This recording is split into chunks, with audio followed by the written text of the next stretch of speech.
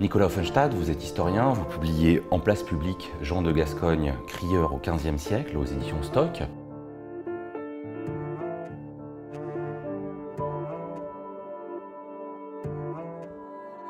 En fait, le crieur public au Moyen-Âge est, à mon avis, et c'est une des thèses que je défends dans le livre, un personnage clé de la vie politique. On a toujours une image du Moyen-Âge comme étant finalement assez figée. Ce sont des rois qui décident dans leur palais, et ensuite c'est une série d'exécutants qui, en quelque sorte, appliqueraient ces décisions.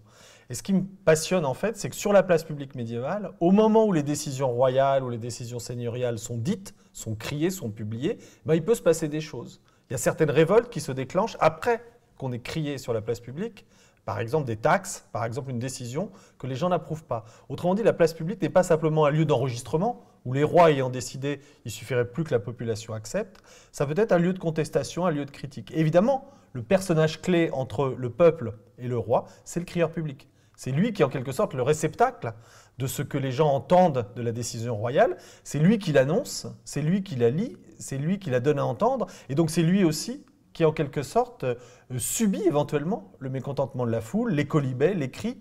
Autrement dit, j'ai essayé de montrer dans ce livre que le crieur public, loin d'être simplement un personnage qui dirait la parole royale, est finalement une figure politique. C'est un petit homme du peuple, c'est un homme qui a des tâches limitées, mais qui peuvent avoir une fonction très politique. Et c'est ça qui est passionnant, c'est d'articuler en quelque sorte une parole publique, une parole politique, une parole royale, avec une situation, celle de la place publique, où finalement chacun est peut-être en danger, peut-être soumis à des pressions des uns ou des autres. Et je crois que ça rend un Moyen-Âge aussi beaucoup plus politique, et pas seulement un Moyen-Âge où on déploie de grandes cérémonies royales, de grandes décisions, des fastes, et où tout le reste ne serait qu'administration.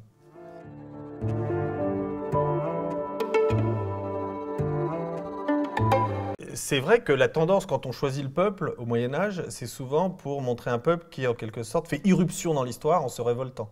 Donc quand on connaît le peuple médiéval, c'est soit les pauvres paysans dominés qui subissent notamment le joug seigneurial, en particulier à partir du XIe siècle, avec ce qu'on a appelé la pesanteur de la seigneurie banale, soit donc le paysan sous le joug, soit le révolté.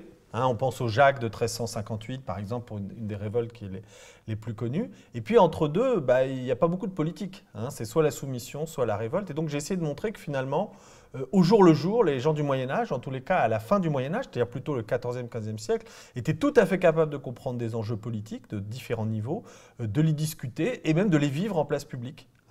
Autrement dit, et notamment il y a un document qui est assez fascinant que j'ai étudié dans le livre, c'est qu'on voit des domestiques, donc des gens vraiment très modestes à l'époque, c'est vraiment des gens qui gagnent très très peu les domestiques, enfin c'est le cas plus tard, mais au Moyen-Âge c'est déjà net, qui parlent de la politique de la ville de manière extrêmement précise, en ayant des points de vue, en étant capable de la juger.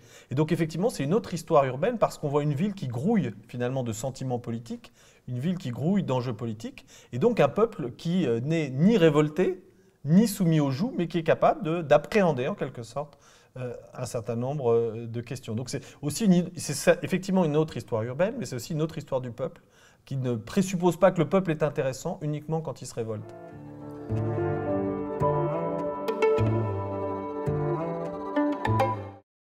Alors la question du portrait, c'était d'abord pas mon intention au départ. Au début, je voulais démontrer ce que je viens de vous expliquer, à savoir la place du crieur public dans la vie médiévale, cette vie politique qui peut irriguer les villes de la fin du Moyen-Âge, les places publiques, les discussions dans les tavernes, les discussions dans les maisons, à travers un panorama d'ensemble. C'était mon objectif. Et puis progressivement, dans les archives de la ville de Laon, j'ai découvert un personnage qui est resté crieur public pendant 50 ans. Je me suis dit finalement, au lieu de brosser une description assez classique d'un ensemble de petits personnages, ces crieurs publics, de les voir se succéder, autrement dit d'avoir un point de vue d'en haut, je me suis dit, et si je changeais la perspective grâce aux archives et que je prenais toujours le point de vue d'un seul de ces personnages? Et ma grande chance, c'est qu'il a vécu quasiment plus de 80 ans et surtout qu'il a été en service comme crieur public plus de 40 ans. Donc c'est évidemment une durée colossale pour le Moyen-Âge, pendant lequel on peut le suivre. C'est-à-dire que les archives nous renseignent sur ce petit personnage. Donc c'est un moyen d'entrer, si vous voulez, dans la question du cri public, dans la question de la politique médiévale, avec les yeux d'un tout petit personnage.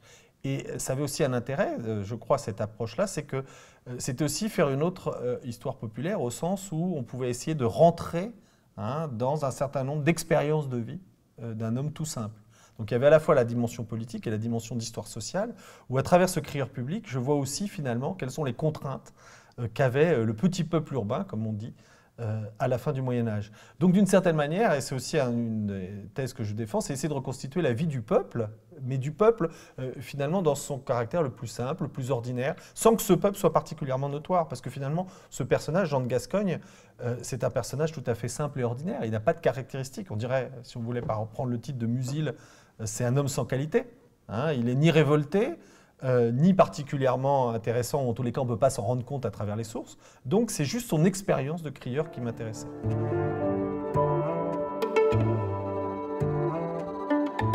L'historien dispose quand même pour des gens ordinaires, des gens du peuple, à la fin du Moyen-Âge dans les villes, de sources comptables.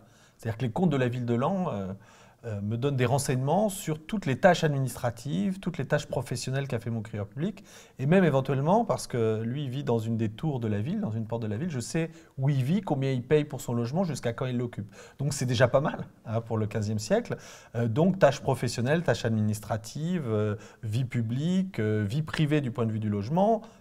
Évidemment, du coup, il y a des limites aussi, c'est-à-dire qu'il y a des tas de choses qu'on ne sait pas. Tout ce qui affecte, hein, les gens du peuple ne parlent pas au Moyen-Âge, ils ne parlent pas directement, ils n'écrivent pas leurs souvenirs, ils ne racontent qu'à travers la bouche ou à travers la plume de clercs qui parlent d'eux. Donc le peuple, d'une certaine manière, est silencieux, directement. Évidemment, les historiens savent le faire parler, mais s'ils savent le faire parler, c'est soit à travers des comptes urbains, soit à travers des procès en justice, mais qui sont formalisés par des gens qui sont, eux, des lettrés. Autrement dit, il y a toujours quand même une barrière, et il y a des moyens de les lever, donc c'est les sources directes, comme je viens de le dire. L'autre moyen, c'est aussi d'avoir un tout petit peu d'imagination historique, de se plonger dans un contexte, et de voir ce qui est possible et probable. C'est-à-dire qu'autrement dit, si on n'a pas de renseignements sur le crieur en question, on l'a peut-être sur son voisin. Hein, et son voisin, vous savez, dans une ville du Moyen-Âge, c'est pas bien loin, généralement. Hein, c'est quand même des espaces assez limités. Et donc, du coup, on peut essayer quand même de spéculer de manière savante. Hein, il ne s'agit pas de raconter des choses qui ne tiennent pas, mais on peut spéculer à partir de plusieurs personnages pour voir comment en cerner un. Et par exemple, il y a des renseignements que je n'ai pas pour mon crieur Jean de Gascogne, mais je l'ai pour un autre crieur public qui s'appelle Bertin Noël. Donc je me dis, ils sont contemporains, ils font la même chose, ça va quand même donner une idée de ce qu'a pu faire Jean de Gascogne. Je n'ai pas forcément d'éléments sur les identités politiques et les idées politiques de mon crieur, si tant est qu'il ait des choses bien définies, mais j'en ai un sur un autre domestique qui habite tout près et qui est sans doute son contemporain. Donc vous voyez, je peux, en créant en quelque sorte un univers, avoir une idée de la manière dont mon crieur vivait. Je ne sais pas s'il est marié, mais je sais par exemple que ça coûte très peu cher au Moyen-Âge dans une ville d'aller au bordel. Donc je ne sais pas s'il y est allé, mais je sais que tous les artisans peuvent très bien y aller plusieurs fois et régulièrement. Autrement dit, vous voyez, avec un environnement de sources tout à fait de sources médiévales, on peut quand même approcher jusqu'à des idées sur la vie affective, la vie politique d'un crieur, même si on n'a pas de certitude et s'il faut parfois transférer d'une figure à l'autre. Alors en plus, celui-là est intéressant parce qu'on est dans une ville plutôt du nord du royaume, Laon, et il s'appelle Jean de Gascogne. Autrement dit, il y a déjà une première enquête à faire sur le nom. Hein, comment est-ce qu'on s'appelle de Gascogne dans le Nord? Qu'est-ce que ça veut dire? En pleine guerre de 100 ans, hein, où la Gascogne est souvent soit sous domination anglaise pour certaines parties, soit proche. Donc c'est intéressant de travailler sur le nom. Et en plus, il s'appelle le rat, hein, comme l'animal. Donc là aussi, ça nous permet de réfléchir finalement, qu'est-ce que ça veut dire? Comment on s'appelle au Moyen-Âge? Je m'appelle Jean de Gascogne, dit le rat, dans une ville du Nord. Qu'est-ce que ça veut dire? Et là, quand on réfléchit sur ce que c'est que la Gascogne pour les gens du Nord, quand on fouille aussi sur les autres qui peuvent s'appeler comme ça, on peut avoir des idées hein, sur ce qu'a été son environnement. Et le rat, alors il y a plusieurs hypothèses. C'est une hypothèse physique qui serait intéressante. Et là, ça peut ouvrir à des choses. Ça peut être aussi une manière de faire, une manière d'être. Et ça nous oblige aussi à réfléchir sur ce que c'est qu'un rat pour des gens du Moyen-Âge. Ce n'est pas exactement la même chose que pour nous. On n'en sait pas autant sur les rats et pas de la même manière au Moyen-Âge qu'aujourd'hui.